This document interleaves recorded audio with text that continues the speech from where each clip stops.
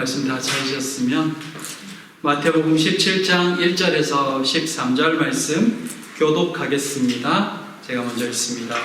엿새 후에 예수께서 베드로와 야고보와 그 형제 요한을 데리시고 따로 높은 산에 올라가셨더니 그들 앞에서 변형되사 그 얼굴이 해같이 빛나며 옷이 빛과 같이 휘어졌더라. 그때 모세와 엘리야가 예수와 더불어 말하는 것이 그들에게 보이거늘 베드로가 예수께 여쭈었는데 주여 우리가 여기 있는 것이 좋사오니 나를 주께서 원하시며 내가 여기서 초막셋을 줄때 하나는 주님을 위하여 하나는 모세를 위하여 하나는 엘리야를 위하여 하리이다. 말할 때에 호련히 빛난 구름이 그들을 덮으며 구름 속에서 소리가 나서 이르시되 이는 내 사랑하는 아들이요 내 기뻐하는 자니 너희는 그의 말을 들으라 하시는지라. 제자들이 듣고 엎드려 심히 두려워하니 예수께서 나와 그들에게 손을 대시며 이르시되 일어나라 두려워하지 말라 하시니 제자들이 눈을 들고 오직 예수 외에는 아무도 보이지 아니하더라. 그들이 산에서 내려올 때에 예수께서 명하여 이르시되 인자가 죽은 자 가운데서 살아나기 전에는 본 것을 아무에게도 이르지 말라 하시니 제자들이 물으되 그러면 어찌하여 서기관들이 엘리야가 먼저 와야 하리라 하니까. 예수께서 대답하여 이르시되 엘리야가 과연 먼저 와서 모든 일을 회복하리라. 내가 너에게 말하노니 엘리야가 이미 왔을 때 사람들이 알지 못하고 비밀로 대화하였다. 인자도 이와 같이 그들에게 고난을 받으려 하시니. 함께 읽습니다. 그제서야 제자들이 예수께서 말씀하신 것이 세례 요한인 줄을 깨달으니라. 아멘. 반갑습니다. 모두 한 주 잘 지내셨습니까? 네. 오늘 아침에 프린트가 고장이 나서 영어랑 독일어 번역본을 만들긴 했는데 출력을 못했어요. 지금 제 핸드폰 안에 있는데 지금 보내줘야 되는데 핸드폰이 지금 저기서 저러고 있습니다. 자, 우리 독일어 번역본은 설교 끝나고 보내드릴게요. 자, 지난 주일은 야외 예배로 함께 귀한 시간을 보낼 수 있어서 감사했습니다. 야외에서 드리는 예배는 또 다른 기쁨이 있는 시간인 것 같습니다. 기회가 된다면 올 가을에는 한 번 더 할 수 있었으면 좋겠습니다. 해마다 가을에도 한 번 더 하겠습니다 하고 늘 1년에 한 번으로 끝냈는데 올해는 어떻게 가을에도 한 번 할 수 있는 방향으로 예배 드릴 수 있는 방향으로 계획을 한번 같이 세워봤으면 좋겠습니다. 오늘은 마태복음 17장의 말씀으로 주님의 말씀을 함께 생각해 보고자 합니다. 우리가 잘 아는 이 변화산 사건, 이 변화산 사건이 우리에게 주시는 의미는 무엇인지, 이 사건이 기독교 역사에 있어서 어떤 의미를 가지는지 오늘 말씀을 통해 함께 생각해 보며 또 이 속에서 우리에게 주시는 말씀들도 함께 들어가는 시간 되기를 바랍니다. 첫째, 이는 내 사랑하는 아들이요 내 기뻐하는 자니. 본문 앞에는 베드로의 신앙 고백과 예수님의 순한 예고가 나옵니다. 그리고 6일 후에 예수님께서는 베드로와 야고보와 요한을 데리고 따로 높은 산에 올라가셨습니다. 그리고 그들 앞에서 영광스러운 모습으로 변화되시죠. 그때 예수님은 그 얼굴이 해같이 빛나며 옷이 빛과 같이 휘어졌다라고 기록합니다. 왜 순한 예고에 이어서 이런 모습을 보이실까요? 또 3명의 제자는 왜 함께 데리고 가신 것일까요? 예수님의 변화는 사실 예수님께서 우리가 변화산이라고 표현하고 있긴 하지만 예수님께서 변화되신 것은 아닙니다. 이것은 신성을 가지신 예수님의 원래 영광이었습니다. 원래 예수님 모습이었다는 것입니다. 하지만 예수님께서 인간의 몸으로 이 땅에 오셨기에 그동안 그 신성을 드러내지 않으셨을 뿐입니다. 그럼 왜 지금 그 영광을 드러내실까요? 왜 새 제자 앞에서 보이시는 걸까요? 누가복음은 이 부분을 좀 더 구체적으로 설명을 합니다. 누가복음 9장 28절에 예수께서 베드로와 요한과 야고보를 데리고 기도하시러 산에 올라가사 기도하실 때에 용모가 변화되고 그 옷이 휘어져 광채가 나더라. 누가복음의 증언에 따르면 기도 중에 예수님의 영광이 드러나신 것입니다. 그리고 이어서 모세와 엘리야와 대화하시는 장면이 이어집니다. 누가복음은 이 본문을 기도와 대화를 중심으로 그 당시 상황을 구체적으로 설명하고 있고, 마태복음은 메시아이신 주님의 모습을 더 집중적으로 보여주다 보니 두 복음서 사이에 약간의 차이가 발생한 것입니다. 누가복음은 제자들이 깊이 졸다가 깨어서 주님의 영광을 보았다라고 기록합니다. 제자들의 영적 둔감함과 졸음 속에서도 주님은 신실하게 당신의 영광을 나타내 보이셨습니다. 그리고 모세, 엘리야와 대화하시는 모습을 제자들에게 보이신 것입니다. 그렇게 하신 이유가 있습니다. 단순히 변화된 그때 모세와 엘리야가 나타나서 마침 예수님과 대화한 것이 아니라 그 장면 하나하나가 이유가 있다는 것입니다. 며칠 전 성경에 따르면 6일 전이죠. 예수님은 고난받으시고 십자가에 죽으실 것을 이미 말씀하셨습니다. 하지만 제자들은 무서워하며 묻지도 못합니다. 또한 베드로는 예수님으로부터 사탄아 내 뒤로 물러가라 라는 소리까지 듣습니다. 장차 제자들이 겪게 될 일이 결코 쉬운 일이 아닙니다. 예수님의 순환과 십자가 앞에서 제자들은 무너지고 낙심하게 될 것입니다. 그러기에 그 고난이 이르기 전에 예수님께서 먼저 영광의 모습을 제자들에게 보여주신 것입니다. 예수님께서 성부 하나님과 동일한 영광을 가지신 분임을 보여주심으로 앞으로 겪게 될 십자가의 수치가 단순한 패배가 아니라 영광을 위한 예수님 스스로의 선택임을 그들에게 깨닫게 해주신 것입니다. 이 세 명은 바로 증인이었습니다. 실제로 베드로는 제자들의 대변인이었고 야고보는 첫 순교자가 되었으며 요한은 가장 오래 남아서 복음의 핵심을 전한 제자가 되었습니다. 이 변화산 사건은 교회의 기초가 될 이들에게 흔들리지 않는 신앙의 뿌리를 심어주기 위한 이유도 있으셨던 것입니다. 그렇다면 왜 모세와 엘리야였을까요? 모세는 율법을 대표하는 사람입니다. 엘리야는 예언자를 대표합니다. 율법과 선지자라는 이 표현은 성경에서 종종 구약 성경 전체를 가리키는 관용으로 사용됩니다.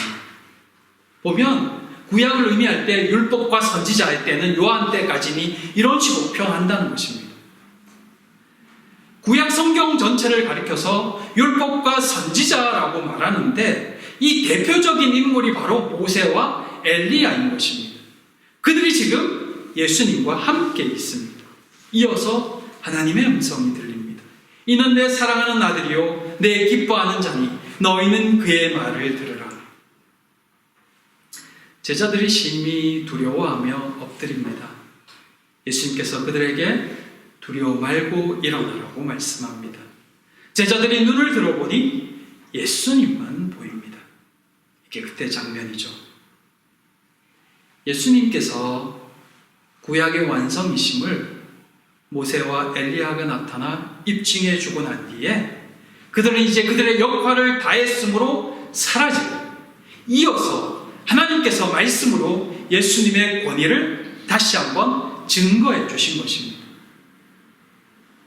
마태복음 16장 28절에 인자가 그 왕권을 가지고 오는 것을 볼 자들도 있느니라 하신 그 말씀대로 예수님께서 바로 왕으로 오신 분임을 예수께서 스스로 드러내시며 구약의 대표 인물들과 심지어 하나님께서 그 사실을 증거해 주신 것입니다.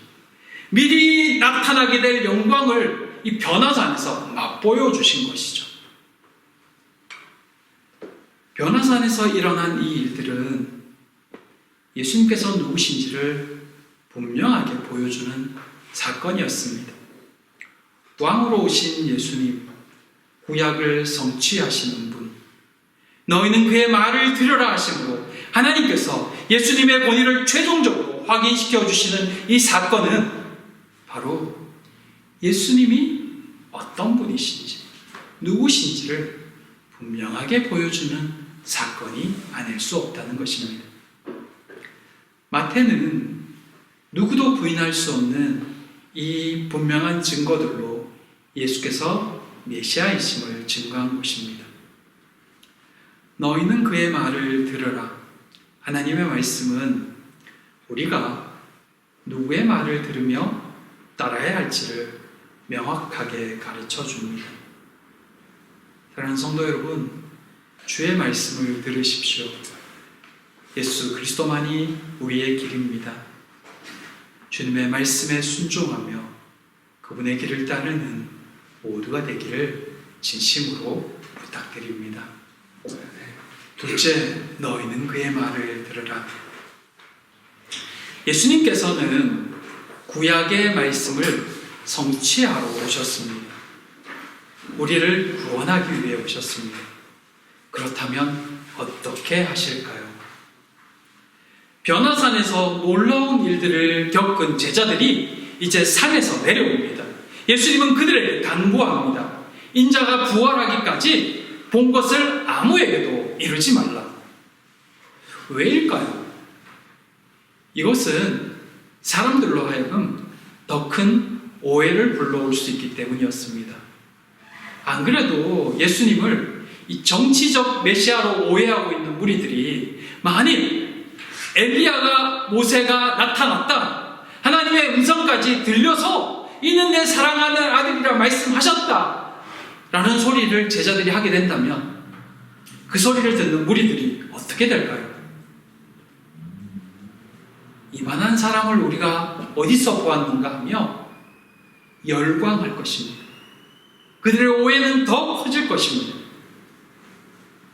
절대로 십자가를 져서는 안 된다고 말리던 베드로처럼 고난 없는 영광이 좁사오니 그냥 여기에 초막을 짓고 살자는 그의 말처럼 사람들이 예수님을 놓아주지 않을 것입니다. 그래서 예수님께서 부활하기 전까지 말하지 말라고 하고 있는 것입니다. 그러자 제자들이 뜬금없이 엘리야에 관한 질문을 묻습니다. 부활에 대해 말하지 말라고 했더니 엘리야에 대해서 묻는 것입니다. 그러면 어찌하여 서기관들이 엘리야가 먼저 와야 하리라 하나이까? 이건 말라기 4장 5절에 나오는 예언의 말씀입니다. 하나님 나라가 도래하기 전에 엘리야가 먼저 올 것이라고 예언되어 있는데 그들은 메시아가 오시기 전에 엘리야가 육체적으로 먼저 나타나서 정말 화려하게 모든 것을 정리해 줄 것을 기대했던 것입니다. 메시아가 오시기 전에 엘리야가 먼저 나타나서 싹 정리하고 메시아가 올 분위기를 만들어 줄 것이라 기대했던 것입니다. 소위 이 이스라엘의 열악한 상황을 회복시켜주고 율법의 모든 난제들을 풀어주며 메시아가 통치할 완벽한 정치적, 종교적 발판을 깔아줄 이 슈퍼 히로 같은 사람, 그런 엘리야를 그들은 기대하고 있었던 것입니다.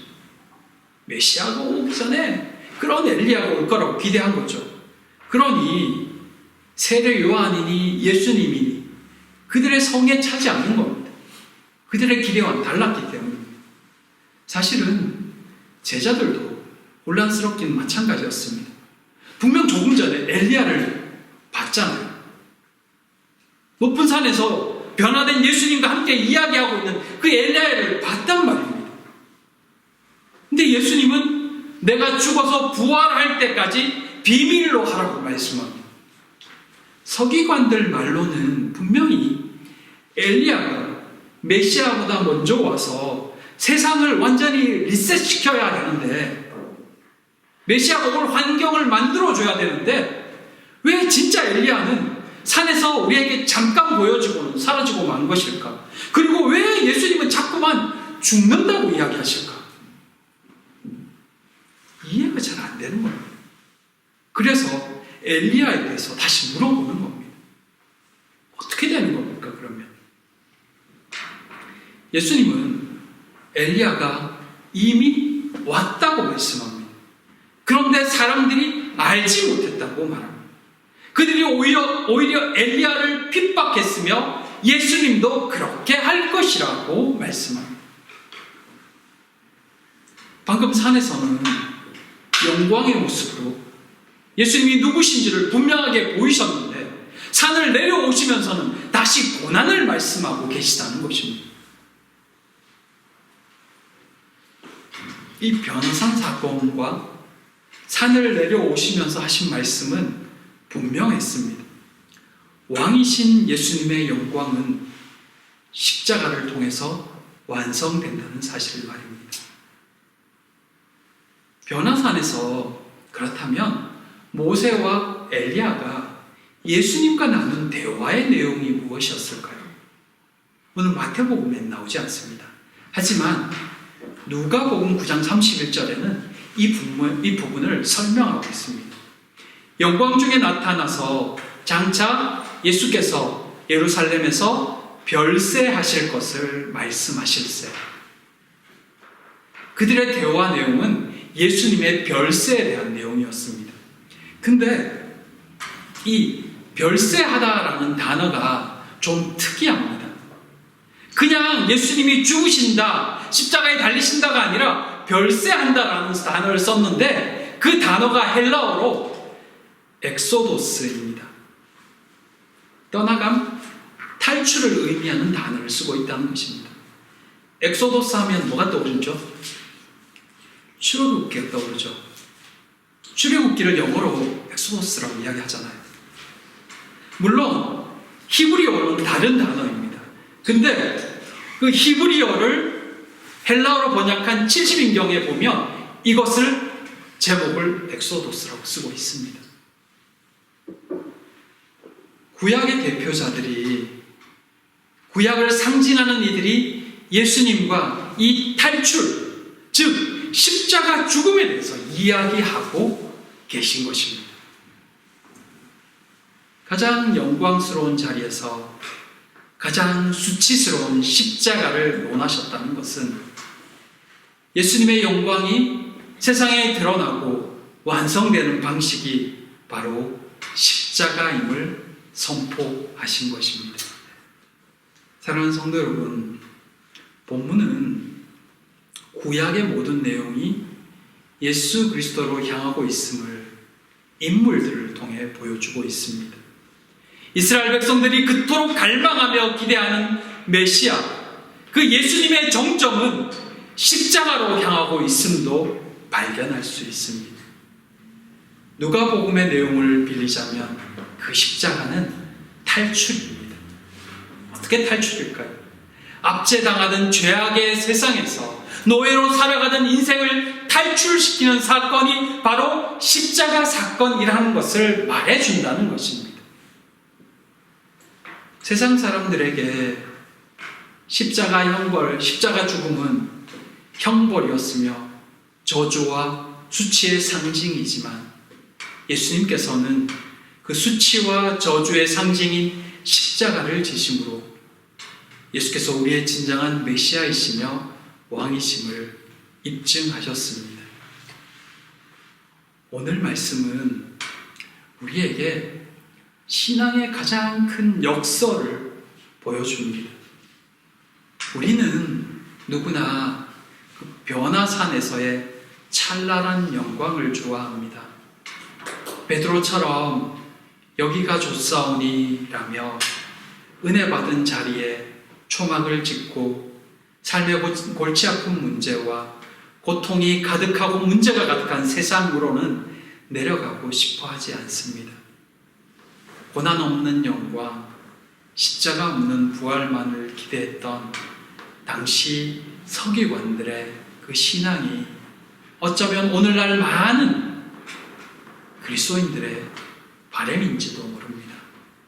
하지만 예수님의 시선은 그 산 위의 영광이 아니라 여전히 죄와 사망의 그늘에서 신음하는 이 산 아래의 현장을 향하고 있음을 기억해야 합니다.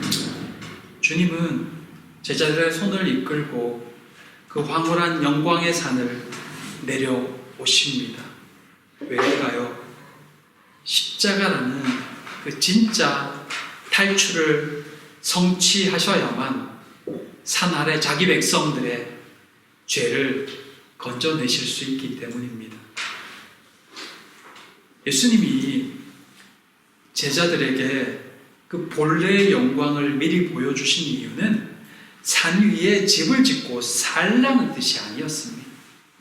앞으로 제자들이 마주칠 현실은 엘리야가 이 세례 요한이 목베어 죽은 것처럼 예수님도 십자가에 허무하게 못 박혀 죽는 참혹한 고난의 현실이었습니다. 주님은 그 고난의 한복판에서 제자들이 낙심하지 않도록 이겨낼 영광의 기억을 미리 공급해 주신 것입니다. 우리가 이 주일에 예배하며 얻은 영광은 세상이라는 산 아래로 내려가 삶의 십자가를 지기 위한 영적인 예방주사와 같습니다. 힘을 공급받아야 세상 가운데 그리스도인으로 온전히 살아갈 수 있기 때문입니다. 삶의 고난과 모순 속에서 낙심하지 말기 바랍니다. 우리가 믿는 예수님은 이미 십자가로 사망 권세를 깨뜨리신 분이십니다. 황홀한 구름이 걷히고 제자들의 눈을 들었을 때 그곳에는 모세도 사라지고 엘리야도 사라졌습니다.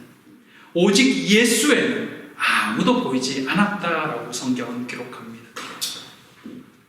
신앙생활하다 보면 이 율법적인 열심이 우리를 찾아올 때도 있고 때로는 뜨거운 감격과 또 이적 같은 체험을 경험할 때도 있습니다.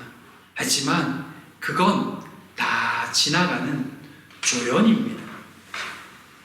우리 인생의 밤이 찾아오고 폭풍과 몰아쳐서 고난 가운데 내가 의지하던 세상의 모든 조건들이 다 사라진 그 자리에 끝까지 내 손을 잡으시며 두려워하지 말라 말씀하시는 오직 예수님의 말씀이 있음을 기억하기 바랍니다. 사랑하는 성도 여러분, 세상의 수많은 가치관과 또 많은 소리들이 우리를 흔들 때 하늘로부터 들려오는 그 하나님의 음성을 기억하기 바랍니다. 너희는 그의 말을 들으라. 너희는 그의 말을 들으라. 세상의 소리가 우리를 힘들게 만들고 세상의 환경이 우리를 넘어지게 만들 때라도 오직 주의 음성을 들으며 그분만을 바라보고 이 땅을 당당히 살아가는 그리스도인 되기를 바랍니다. 영광을 보여주신 이유는, 은혜를 허락하신 이유는 이 땅에서 힘있게 살라고 하신 것입니다.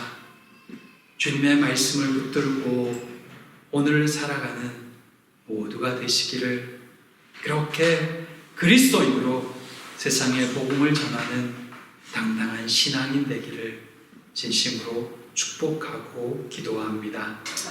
기도하겠습니다. 사랑과 은혜의 하나님, 감사합니다. 주께서 영광을 보이시고 하나님의 아들이심을 확증하신 후에 다시 산 아래로 내려가서 고난을 향해 걸어가신, 그렇게 백성들을 탈출시켜 주신 주의 은혜를 감사하며 영광을 돌립니다. 이제 사랑하는 당신의 제자들이 이곳에서 그 삶을 살아갑니다. 아버지 하나님, 은혜를 더하여 주시사 이제 우리도 세상으로 당당히 걸어가서 세상 가운데 그리스도를 증거하며 그리스도인다운 삶을 살아갈 수 있게 하여 주시옵소서. 복된 그리스도인 되게 하시며 이들의 인생 가운데 예수만을 붙들고 걸어가는 믿음의 사람들 다 되게 하여 주시옵소서. 주께서 주시는 은혜가 이들의 삶에 넘치고 그들을 통하여 주의 복음이 증거되기를 소망하오며 예수님 이름으로 기도드립니다. 아멘.